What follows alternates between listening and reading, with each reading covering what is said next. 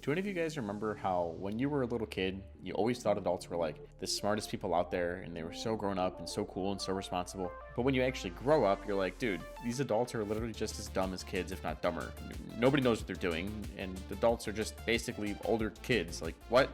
Well, it's funny because the same thing can be said about Valorant. When I was in Gold and Silver, I always thought that Diamond, Immortal, and Radiant players were so cool, they were so good at the game, I thought they were gods, and that I could never hit those skill level. Well, it's funny because now I'm Immortal 2, and I've played against and with Radiance, and I'm here to tell you that literally anyone, and yes, even you little Timmy, can hit Radiant. Like, I still see problems that I see in Gold or Plat lobbies still happen in these quote-unquote top 1% lobbies. Like, people still don't know how to default, duelists still don't communicate, and are probably gonna bait you, and I still see controllers let their smokes bleed out when they throw them down. Like, seriously, is this really the top players that Valorant has to offer? So if you've ever thought to yourself that you'll never be as good as these high-ranked players, well, you're wrong. And I can tell you, with just a little bit of practice and determination, you too can reach whatever rank you want, honestly.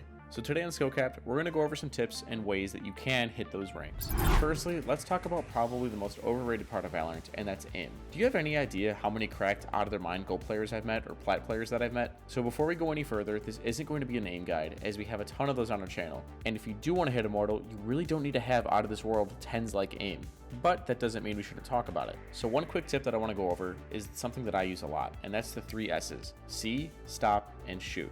And those are kind of the basics. When I'm in a deathmatch, I notice all the time that people are starting to spray before they're even on their target and rely on their flicks to get the kill. And people are building bad habits. So if you want to start improving your aim, one small thing to remember is to see, stop, and shoot. So go into a deathmatch, practice holding your crosshair at head level, and do what I said. See, stop, shoot. See, stop, and shoot. And this may sound pretty simple, but it's pretty important. When you see somebody, you need to stop all character movements, make sure your crosshair's on their head, and then shoot. This may take a bit of practice, and you probably are going to be slow at first, and that's fine. It's just a deathmatch, it's okay if you lose. But by doing this and making sure your crosshair is actually on somebody's head and making sure that you're not moving, you'll slowly start building up good habits, and slowly you'll get faster and faster and faster. Okay, so enough about aim. Now, something I see that I notice in all ranks is that people don't really understand what man advantages are. Here's an example. Let's pretend you're playing KO on Ascent and you're fighting for B main control. You hear someone walk in, you pop flash a person and get a kill. But then you hear another guy running to trade him out. Keep in mind that you're playing by yourself. Should you repick and try to kill this guy?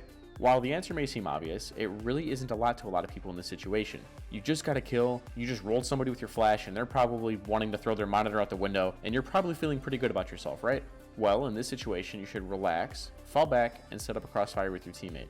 Because it's now a 5 versus 4, and the attacker's going to have to walk around and try to find a pick, because if they just execute onto a site and your team plays it right, everyone should be traded out and your team should win the round. Especially if they run into a crossfire, it'll be way harder for them to win that round. So what I'm basically saying is that your life is super valuable, but not only that, but you need to think about your utility. Let's say, for example, that you've been watching those flashy, aggressive omen plays that people have been doing, and you're really feeling on this round. You're really feeling a kill. So you decide to throw your blind out instantly, and you try to teleport behind the enemy team, and you die, and you look like an idiot, and the enemy team is spamming question marks, and you feel really bad about yourself now. So not only is your self-esteem low, and not only is your life thrown away, but your team now has no smokes whatsoever. So if the enemy team wanted to hit a site together, they're going to have a much easier time knowing that the defense is more thinly spread, but more importantly, they don't have to worry about an omen blinding them, or they don't have to push through a smoke anymore. But that doesn't mean that playing aggressive is always bad, and there's plenty of times where you should. Let's say that you're defaulting on Ascent, and one of your teammates gets opt in mid, and you're trying to fight for A main. You should be pushing the limit on A main. Clear your angles one at a time and try to kill a guy.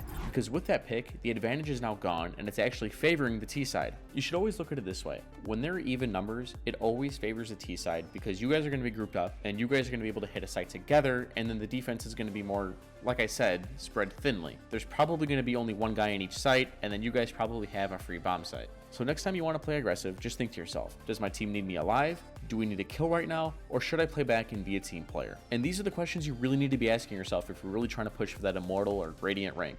Now, before we get into the rest of the guide, I just want to say that if you're looking for guides for other things, we have those as well at SkillCapped. We have Smurf commentaries where Radiant level players talk you through their games and show you how to play in higher rank games more effectively. Or maybe if you just wanted to learn how to run a default, learn a specific agent, or just how to get better, we can help you with that too. We also have a rank improvement guarantee, so if you don't see your rank improving, you'll get your money back. But honestly, there's so much value here, I find it hard that you won't improve. If you're looking for the fastest way to climb in Valorant, be sure to check out SkillCapped.com, link in the description below. Okay, so nothing bothers me more than people who don't use the microphones. Think about it. You spent a good hunk of change on that headset that allows you to talk to people. So why aren't you using it? Is it just like the cool thing not to talk to people anymore? Do you have like a funny voice that people are going to make fun of?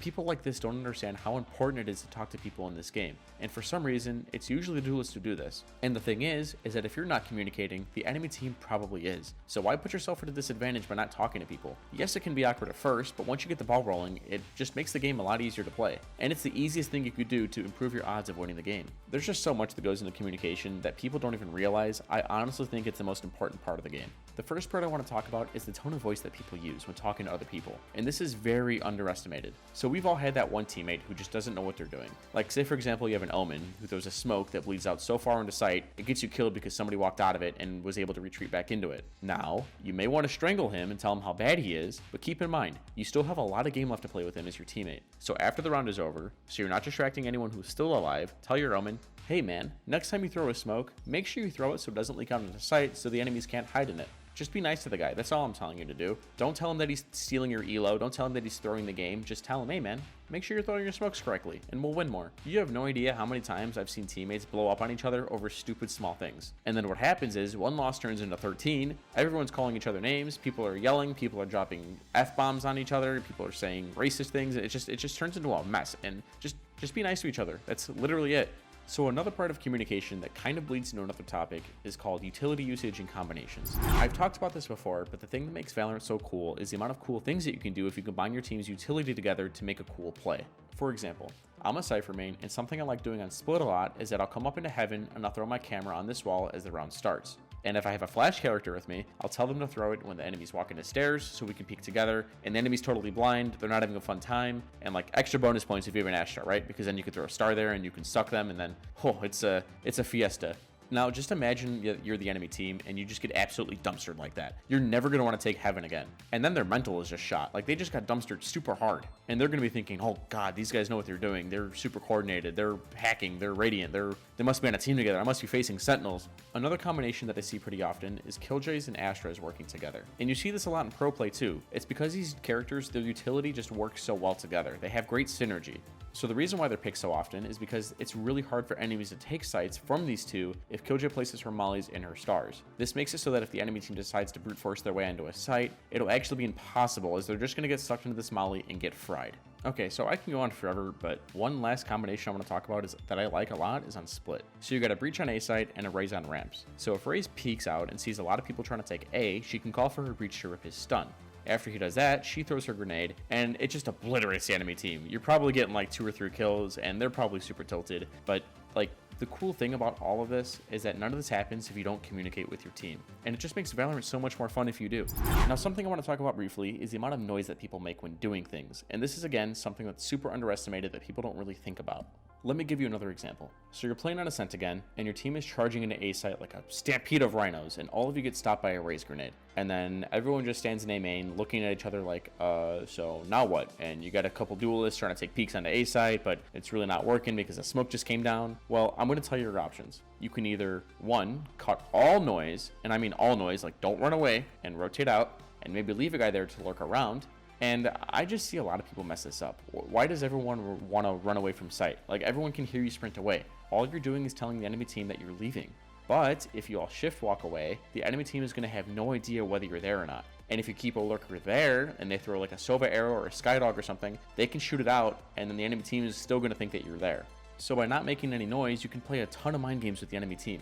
And now your second option is pretty obvious. It's to cut all noise, wait for some time, and re-hit the site. Now this option is way easier if you don't have a 5 push happening. Think about it. If you got 4 people trying to hit A site, but if you're stopped, you can have your 5th person try to make some noise, maybe kill somebody that's trying to flank, maybe make some footsteps, grab an orb, or just do something to bait off some rotates for your team. This is even better if you have one of your original 4 people rotate off to help that 5th person make some noise. This might get a little confusing, but let's say you have your Cypher looking on B main, and your team Sky or Sova rotate off of A to blast an arrow onto B site, or throw a flash, or maybe use her dog, and maybe even have your Omen send them a smoke. and then maybe even the B main players can spray out of it.